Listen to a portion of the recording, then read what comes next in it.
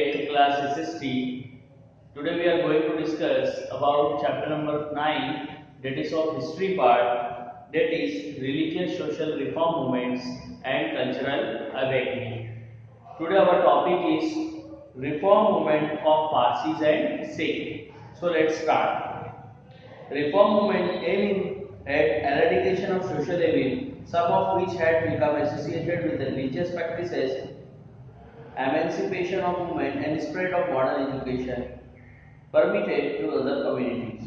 In 1851, the Parsis founded a religious reform union which aimed at restructuring the social condition of the Parsi society and re-establish the pristine glory of Parsi religion.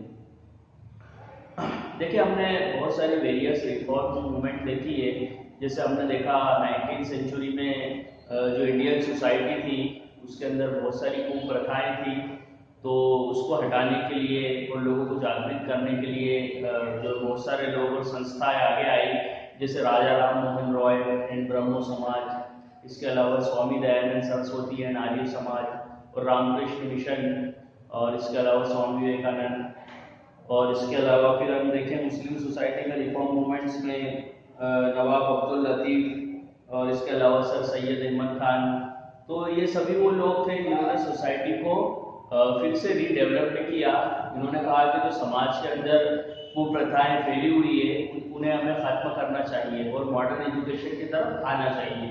देखिए ऐसे ही हमारे Indian society में Parsis and Sikhs भी रहते हैं, तो उनके समाज में भी बहुत सारे सोशल एविल्स थे, तो ये सोशल एविल्स को दूर किया जाए, इसके लिए 1851 में पारसी लोगों ने एक सोसाइटी फाउंड की, ओके, जिसका नाम था इन 1851 the Parsi founded a religious reform union. 1851 में पारसियों ने रिलीजियस रिफॉर्म मूवमेंट स्टार्ट की। ओके, इसका उद्देश्य ये था कि जो सोसाइटी है, जो समाज की जो कंडीशन है उसको ऊपर लाया जा सके, मतलब जो समाज में कुप्रथाएं हैं उसको दूर किया जा सके।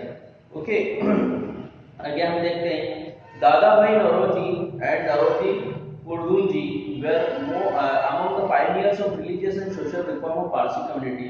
देखिए यदि हम पारसी कम्युनिटी की बात करें तो इसमें दादा भाई नौरोजी और इसके अलावा नौरोजी कुर्दुनजी, इनका नाम जो है सबसे ऊपर आता है।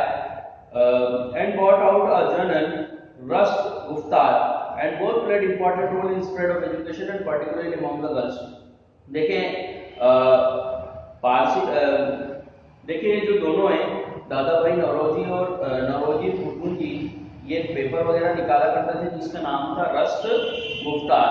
तो ये पेपर ने बहुत इंपॉर्टेंट रोल प्ले किया कि समाज को किस तरीके से कुप्रथाओं को निकाला जाए, इसके अलावा स्प्रेड ऑफ एजुकेशन किया जाए। Okay, particularly amongst the girls. देखिए गर्ल्स के अंदर एजुकेशन की कमी थी, इसलिए ये अखबार पढ़ के लोग काफ़ी ज़्यादा इंस्पायर्ड होते थे कि जो गर्ल्स हैं उनको भी एजुकेशन दिलाना चाहिए और इसके अलावा जो कुप्रथाएं हैं उसे हमें हटाना चाहिए। Inspired by the Western education and reform movement, Sikh also started effort to bring changes in their society। अब देखें वेस्टर्न एजुकेशन सिस्टम से प्रभावित होके जो सिख थे उन्होंने भी सोचा कि अब उनके समाज को में भी जो कुप्रथाएं हैं वो उन्हें दूर करना है। Okay, the gurdwara were under control of priest and mahant and they treated these as their own property. देखिए उस जमाने में जो गुरुद्वाराज हैं वो प्रीस्ट के कंट्रोल में रहते थे या महंत के कंट्रोल में रहते थे, और ये दोनों के दोनों उन्हें इस तरीके से ट्रीट करते थे जैसे वो उनकी पर्सनल प्रॉपर्टी हो। तो बहुत सारे रिफॉर्म्स मूवमेंट हुए, बहुत सारे जो दल वगैरह खड़े हुए कि इन सारी चीज़ों को हटाया जाए, क्योंकि जो गुरुद्वारा होता है वो किसी की पर्सनल प्रॉपर्टी नहीं होती बल्कि वो सभी की होती है। The movement was led by the Shiromani Gurdwara Prabandhak Committee and Akali Dal aimed at handing over the control of gurdwara to representative of the Sikh community. अब देखें यहाँ पर अगर हम बात करें शिरोमणि गुरुद्वारा प्रबंधक कमेटी और अकाली दल, ये दो के नाम सबसे ऊपर है, ये दो खड़े हुए और इन्होंने कहा कि जो गुरुद्वारा का कंट्रोल है वो सिख कम्युनिटी को दिया जाना चाहिए, उसके रिप्रेजेंटेटिव वो सिख कम्युनिटी में से होने चाहिए। The movement was laid on a peaceful line and got people support. अब देखिए इस मूवमेंट को पीसफुली चलाया गया, मतलब कोई लड़ाई झगड़ा नहीं करना है, मूवमेंट को चलाना है। अब जब पीसफुली इस मूवमेंट को चलाया गया कि भाई जो गुरुद्वारा है वो किसी की पर्सनल प्रॉपर्टी नहीं है, प्रीस्ट और महंत का जो कंट्रोल है उस पर से हटना चाहिए और पूरी कम्युनिटी का एक कंट्रोल होना चाहिए, पूरी कम्युनिटी की तरफ से एक रिप्रेजेंटेटिव होना चाहिए जो उन्हें चला है। तो धीरे धीरे इसको पीपल सपोर्ट भी मिलने लगा, मतलब लोगों का सपोर्ट भी मिलने लगा। The mass effect led to enchant of law in 1925, which gave the right of managing Gurudwara to Shiromani Gurudwara Prabandhak Committee. अब देखिए जैसे जैसे लोगों का सपोर्ट बढ़ा तो एक लॉ बना 1925 में जिसने शिरोमणि गुरुद्वारा प्रबंधक कमेटी को ये अधिकार दे दिया कि आप गुरुद्वारे को मैनेज करेंगे। जो गुरुद्वारे का मैनेजमेंट है वो शिरोमणि गुरुद्वारा प्रबंधक कमेटी से चलेगा।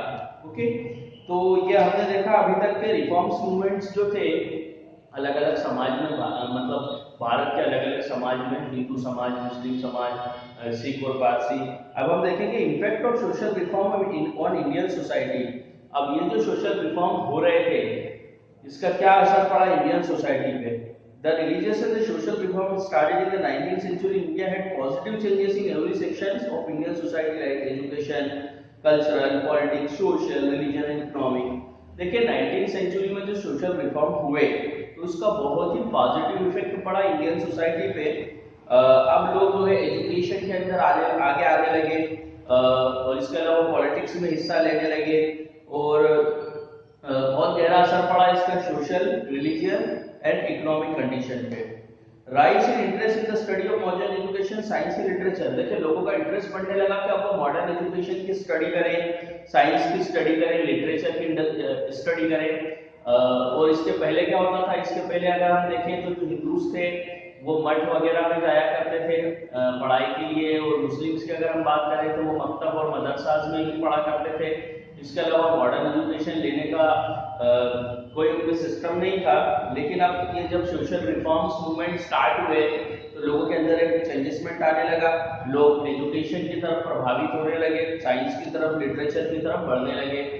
Rise in the number of colleges in school in India. देखिए इंडिया के अंदर स्कूल और कॉलेज धीरे धीरे बढ़ने लगे, मतलब जो स्कूल और कॉलेजेस उनके नंबर्स बढ़ने लगे। Improvement in the condition of women, जो वुमेन की कंडीशन है उनके अंदर इंप्रूवमेंट आने लगा। The evil practices of sati, child marriage and पर्दा system were around when improvement in the education। देखिए पहले जो कुप्रथाएं चलती थी जैसे सती सिस्टम है या चाइल्ड मैरिज है या जो पर्दा सिस्टम चलता था, तो अब इनमें धीरे धीरे इंप्रूवमेंट आने लगा। मीन्स जो लोग हैं वो सब चीज़ों को समझने लगे और जो वुमेन की कंडीशन है वो भी दिन पे दिन इम्प्रूव होने लगी। The move to return to Vedic study and the cultural spirit provided the stability to the feeling for the freedom and nationalism।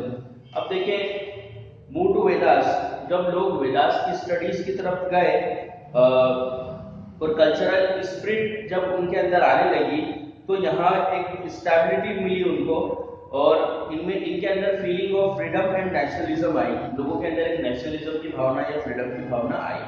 This reform what a new awakening in India and created cultural awareness. तो देखिए इस तरीके से ये जो reform movement थी ये India के अंदर जो जागरूकता है वो लेके आई और लोगों के अंदर इस तरीके से कल्चरल अवेयरनेस बढ़ी।